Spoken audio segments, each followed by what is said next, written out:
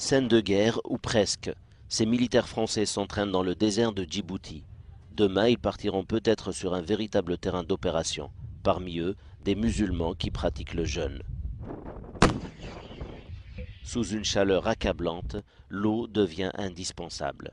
Pourtant, les militaires musulmans devront s'en passer. C'est le ramadan.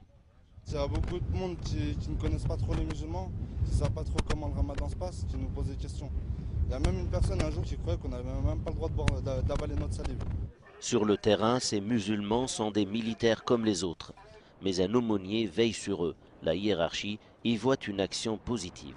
La première fois que j'en ai vu un d'aumônier musulman, quand j'ai vu l'entente qui s'est créée entre lui, les aumôniers catholiques et les aumôniers protestants, ça ne nous laisse pas indifférents, ça fait bien plaisir. La campagne de tir est finie. Le soir, les militaires musulmans se réunissent pour rompre le jeûne. C'est l'aumônier qui dirige cette modeste cérémonie. Des dattes, du lait et de l'eau, c'est largement suffisant pour marquer la fin d'une journée de ramadan. Ce qui est important ici spirituellement pour les militaires, nous-mêmes en tant qu'aumôniers, on revient à l'essentiel aussi du jeûne.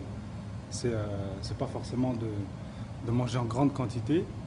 Et même quand on rompt le jeûne vraiment dans des quantités très minimes, de l'eau, des dattes, et on se contente de ça. L'aumônier fait aussi office d'imam. C'est lui qui dirige la prière dans cette salle prêtée par le commandement. Les aumôniers musulmans veillent aussi au respect des prescriptions religieuses en matière de nourriture.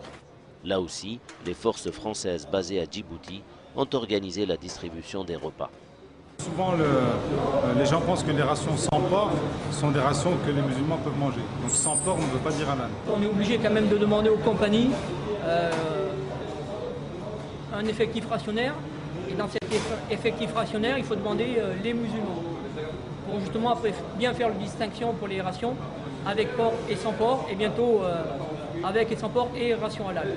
L'aumônerie musulmane existe depuis 5 ans et compte une trentaine d'aumôniers.